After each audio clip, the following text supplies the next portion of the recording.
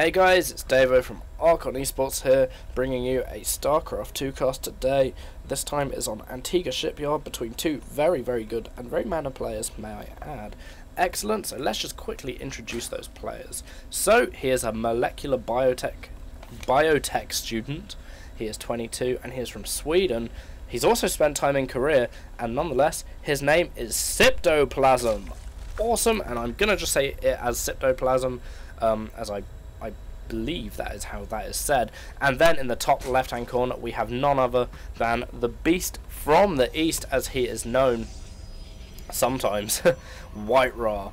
Awesome, and he is a Ukrainian player. He is 31. He wins so much. He is known for his abstract kind of plays, which can catch opponents off guard.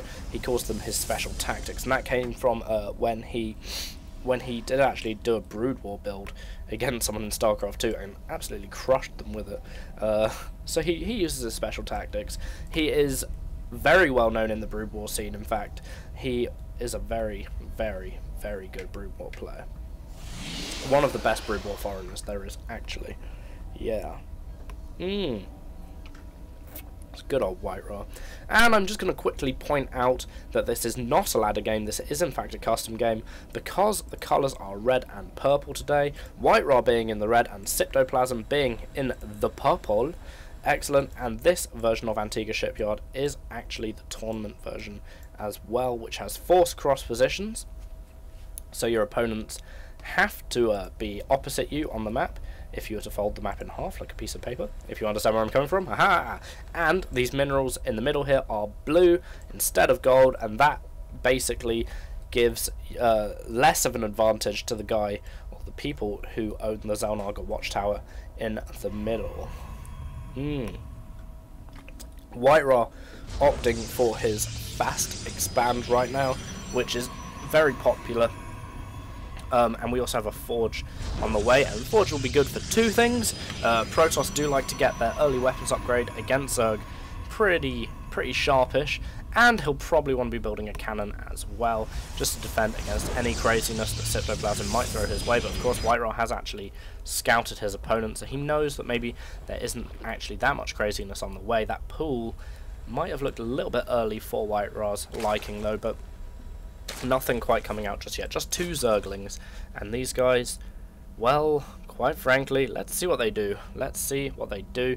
They might just be going for a poke, and actually looking for a proxy pylon as well. I'm going to presume that that's something that they will be doing. Yes, they've got an attack command there to go around and have a look for a proxy pylon and see what is going on. If this probe is not careful, then he will get caught up by said Zerglings pretty quickly. And yeah, it does actually look like this probe is not going to be able to get away from these Zerglings. It does actually look like the probe will get taken out pretty dang quickly. And as I have said, that expansion is now up for WhiteRa, and yes, there is a cannon on the front gate as well. Just starting his cybernetics core now, about 1 minute 50 later than Protoss players would usually do this. And of course the cybernetics core holds the warp gate research technology, which is oh so crucial for Protoss players to have. Oh so crucial. Oh wow, I don't know if you guys can hear that, but the ice cream van is outside my house. Wow, unfortunately I am here casting Starcraft, and that is fine by me. I mean, but ice cream is so delicious. Oh, ice cream. And we have AiCytoplasm taking a fast third expansion as well. And many Zerg players do like to do this against your fast expanding Protoss. Generally because they've got so much map control. I mean, let's put it like this: AiCytoplasm actually has units thus far, and WhiteRa doesn't really have that much stuff at the moment. Yeah. Right, so there we are. We do have a robotics facility coming down right now for WhiteRa, so it doesn't actually look like maybe he'll be getting some Immortals or Colossus out. That is something that perhaps he might be doing. And here we go. The seller is going to be having some fun with these drones. The drones are going to want to try and get away. WhiteRa just being as annoying as humanly possible to try and take out as much stuff as he can, or just scout, because it does look like he is going to be heading away right now with his side blades still intact. And there is a Stalker to join as well. So WhiteRa does actually still, like, he now has a fighting force on the map, which is actually more that can be said for AiCytoplasm right now. This Stalker might suffer against those two Zerglings slightly, but ultimately the Stalker's going to want to get away from that Queen, because Queens can be very, very defensive. Luckily, the British Queen over the Jubilee weekend hasn't been very defensive, and hasn't decided to throw poison darts at anybody, which is incredible, because usually, in Starcraft 2 terms, that's what Queens do. Excellent. So we have an Immortal coming out right now, which will secure WhiteRa for the while against any sort of roach play, but it doesn't actually look like AiCytoplasm will be doing said roach play anytime soon, because he is actually morphing a layer right now without getting his roach warren. So it looks like maybe he is actually just going to head into getting maybe a spire or something like that pretty sharpish, and go and harass the living daylights out of WhiteRa. Also, there's a macro hatch on the way for AiCytoplasm right now, which is actually a really good choice, because I mean, he has 3 bases up, he hasn't been attacked, it's 9 minutes in, he's going to be able to make loads and loads of stuff very shortly, and he wants to make sure that he can keep that production structure going just as nicely as ever. So the macro hatch will definitely help him do that. Meanwhile, we do have a spire on the way for AiCytoplasm, and WhiteRa employing some of his special tactics by getting a warp prism. We might see immortal drops. That'd be pretty cool. They are pretty dang groovy, and WhiteRa's gateways are finishing right now, and that is quite a lot of gateways going down there for WhiteRa. I believe that is 7 gates that will bring him to in total, which is a very, very good amount of gates to have on this base, just so long as you are constantly producing, constantly making workers, and all of that good stuff.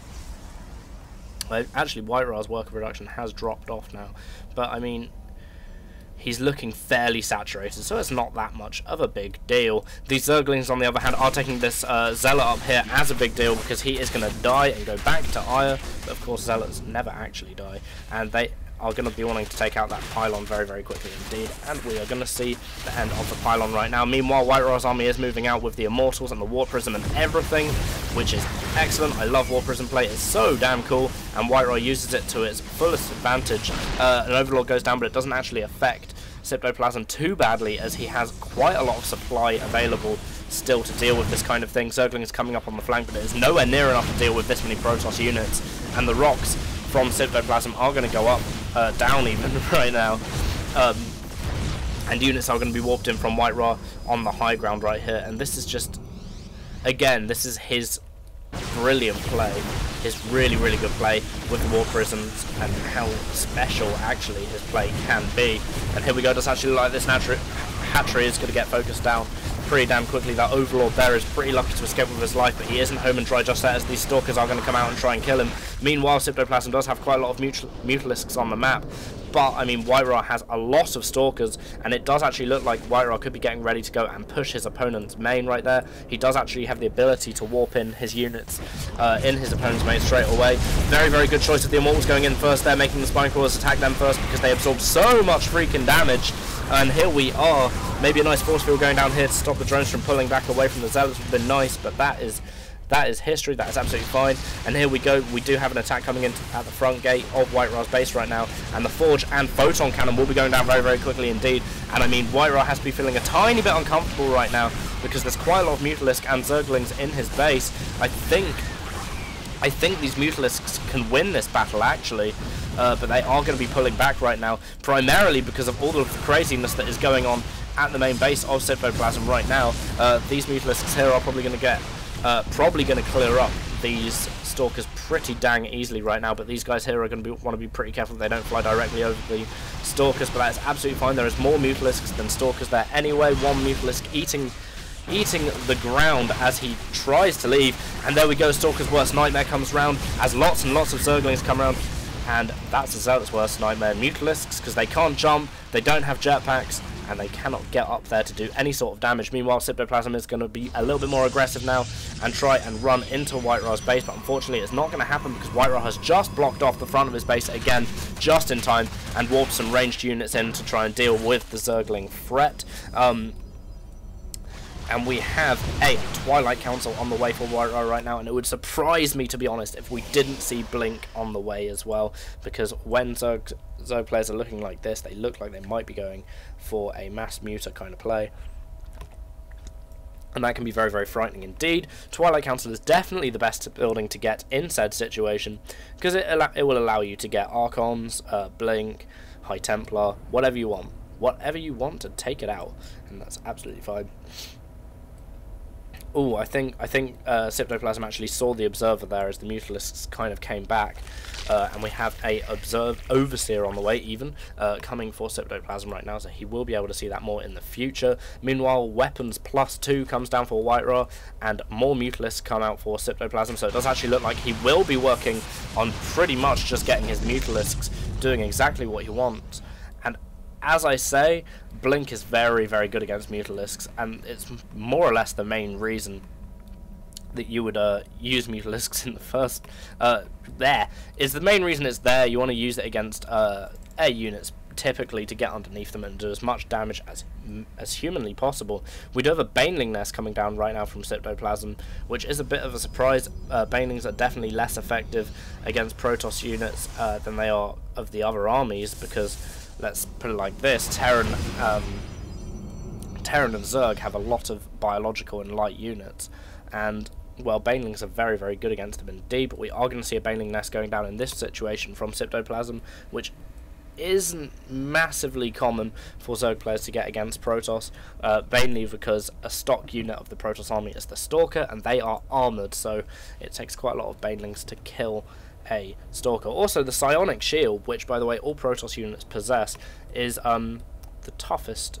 I think it's the toughest armor of the game. No, that's the toughest unit type of the game. Even getting a bit messed up right there.